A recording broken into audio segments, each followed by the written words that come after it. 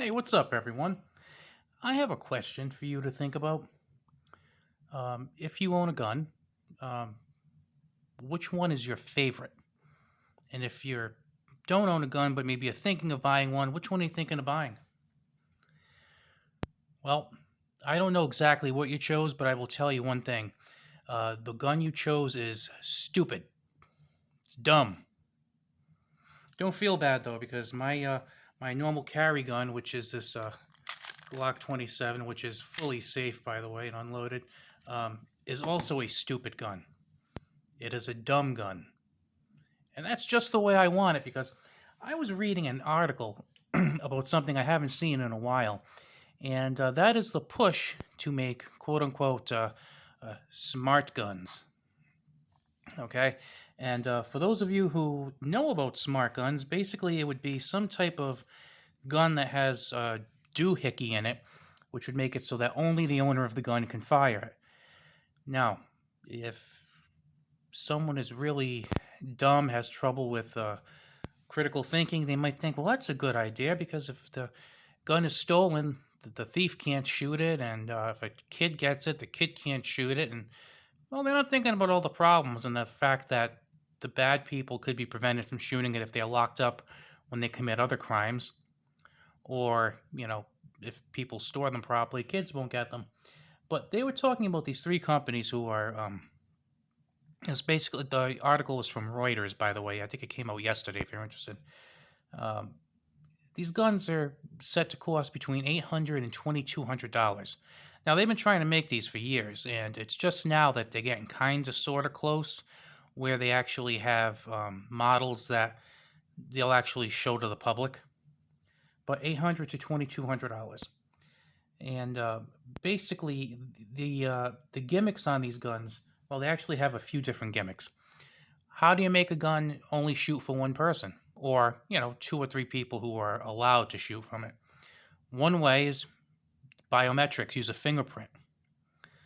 Another way is to use RFID, which is basically radio frequency. So their bright idea is to maybe have a ring with a chip in it, or a bracelet with a chip in it, or something, so that the something in the gun can communicate to the chip that's in your bracelet or in your ring.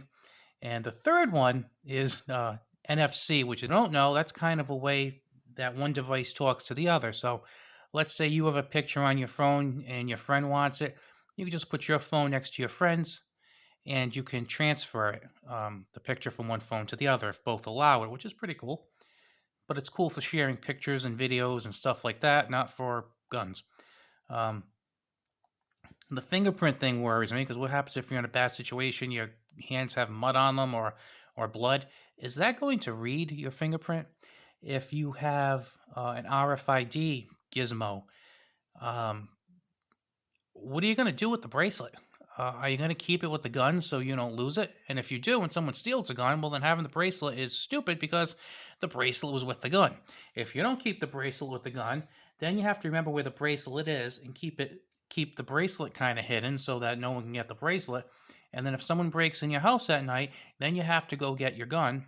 Then you have to go get your great bracelet, put the bracelet on, and then you can shoot your gun. And of course, if you listen to them, they'll probably want you to have the gun in one safe and the bracelet in another safe in another room on another floor of the house. So that you know how they are. And the NFC was also an interesting one. The NFC would basically require you to have a device like your phone nearby, and you can use that. And it was funny because they mentioned the potential for failures, and they said, "Well, if there's a failure, you can just press a code on your phone." I swear to you, this was in the article. So picture this: two guys break into your house. They're armed. They're in your house. You hear one of your family members screaming. You go to get the gun. The gun won't fire. You whip out your iPhone, open the lock screen, then press the 4-digit code. By the time that happens, little Junior's going to get his butt kicked and maybe dead because you were putting the pin on your iPhone. It's absolutely ridiculous. And this might sound like I'm exaggerating, but again, check out, just search for smart gun technology. I believe the article came out today is January 13th. I believe it came out on the 12th. Again, check Reuters, and a couple of other sites might also have it. It was amazing in its stupidity. Um, you know, it sometimes people buy like these electronic locks for their doors, and I don't like the idea of electronic locks because they work on Wi-Fi. They're really cool, but it looks like they'd be prone to having problems and also prone to being taken over. That's another thing. There's something to be said for like just a regular mechanical lock, either maybe the kind of thing that you would use a key for that's just really made well, or some type of a combination lock that has like buttons and you have to put them in a certain code. That kind of stuff can be fixed if it's broken. There's a good chance that either you or I could fix something mechanical that breaks with little or no computer wizardry. But if you have some kind of circuits blowing on a board in a gun, we're not going to be able to fix that. It's kind of crazy. And then trying to fix something like that would be pretty expensive and pretty specialized. If you need a new firing pin, you can go to your local gunsmith. You can't go to your local gunsmith because you blew a circuit board in your pistol. Kind of crazy. Um, then you figure you have the second object. What are you going to do with those again, the bracelets or the ring or whatever has your little chip in it? Uh, and then the real big question for me is, you have this handgun, and it already has all these chips in it and computerized doodads or something. Well, I got another question for you. Does it have a GPS chip in it? So basically, like, is your gun low jacked?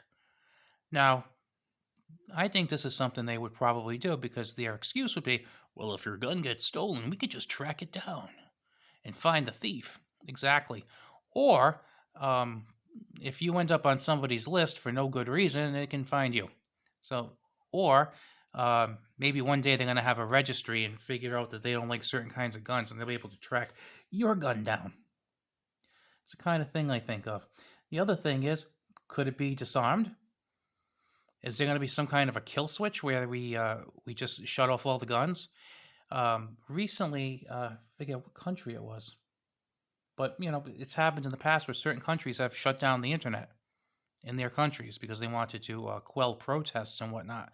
Well, could the government ever have a basically a kill switch installed on these guns, where all of a sudden they don't work anymore? Can't do that on something that's 100% wholly mechanical. But you know what? You can probably do it on anything nowadays that has any computer software in it. If they wanted to, they could probably put something in all new refrigerators to turn them off at the throw of a switch. Seriously. Um, if you remember the cold snap that hit Texas, I was reading about people who had computerized thermometers, thermostats in their houses, and the utility company was turning down their heat to help preserve power. I mean, in some houses, like to keep the heat down. I'm like, are you kidding me? These are customers who want to buy it, and you're turning it down on them. And in my opinion, invading their privacy, although people probably bought these things without thinking of that and then reading the fine print. Another thing is the liberals are pushing these. And if they end up gaining any traction, it'll be interesting to see if the police use them. If you were a cop, would you want to use them? Because you figure on a typical day, a cop has a much better chance of running into trouble than you or I do, just by the nature of their job. You and I normally don't come across problems. They will go toward the problem. So they're more likely to have a problem. If you're going to be at a high risk of encountering some type of a problem, are you going to want to have a gun like that? I certainly wouldn't. Another question. Secret Service agents. They protect president, vice president, other officials. How do you think that people who are high up in the government chain are going to like having Secret Service agents with these rinky-dink NFC things? I wouldn't trust them in an emergency. Nope. Nope. Guns have been around for a very long time. That's what I'm trusting. That what's been around for, a very long time. Centuries. I'm not trusting these brand new things, which raises another question: can they be hacked? Sounds crazy, but if you go back to my idea and say, well, Could it be possible that there's like a kill switch on them? Well, if there is a kill switch, can they be hacked? You know, and then if they're not adopted by the police and they're not adopted by the Secret Service, then you know that they're junk, and no one in their right mind should use them, because the people who are protecting the quote unquote important people want nothing to do with them. So that should really say something right there. And I think if they ever make it to market, uh, they're going to be publicized like crazy, and you're going to have all these people saying, "Why would you want a regular gun that's not safe when you can have a smart gun?" And they're going to push the availability and push it and push it, and all the people who don't know any better are going to buy them. And I can just picture having sponsored like trade-ins where you can trade in your old clunky gun that can't be shut off remotely or doesn't use biometric things that can fail, and that police and Secret Service don't like laugh at, and you can trade it in for this piece of junk computerized marvel, excuse me. That's what they're going to do. They're going to try and um, get those introduced. And like I could just see people on my Facebook page saying, "Hey, I just bought a smart gun because they're safe." And they can get turned off, not thinking, well, yeah, they can get turned off in your hand too if you need them one day, or they might just, crap themselves and not work. This is really nothing more than people who don't like guns. It's kind of like a Trojan horse, you know. It's people who don't like guns saying, "Hey, we're not trying to take your right to buy guns away. We have this other option that we think is safer." And they kind of gloss over the fact that this safer option is going to be a lot more expensive, so it's going to knock people out of the buying market, and it might lead to the banning of other guns that they don't consider safe, and it's going to lead to higher repair bills, maybe difficulty getting parts, um, and just kind of wreck the market and wreck the ability of a typical person to get a handgun. I mean, a lot of people make fun of high points, but I value them, because I mean, for what they are, for the price, they're really not bad. And it gives someone who can only spend $130 or $140 a chance to get a brand new handgun. And if they're getting it used, maybe they're getting a decent functioning handgun for 100. If they start in some point in the future, maybe 10 or 20 or 30 years from now, pushing traditional firearms out in favor of these computerized marvels, prices are going to be exorbitant. And then they're going to start banning things, and then the only people who are going to have them are the wealthy who can afford their computerized marvels that can be controlled by someone else. And you know what? If they do allow people to have their regular run-of-the-mill firearms, guess what? They probably end up going up like crazy in value, because you can't get them anywhere if they end up cutting off the supply at some point. And you know what? I know a lot of people are probably thinking now, "Oh, that's not going to happen. That can't happen." And I don't think it's something, I'm not saying it will happen, any of these things, but I think there are things that could happen. And they might not happen in 5 or 10 or 20 years, but can see them happening. And if they do happen, I think it would be ever so gradually.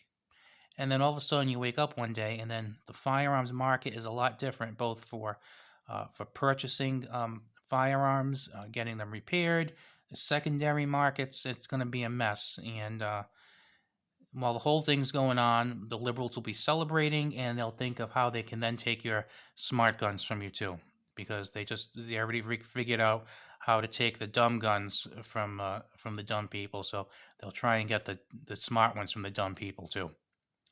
All right, just a few thoughts I wanted to share. If you like this video, I would appreciate a thumbs up or a subscription.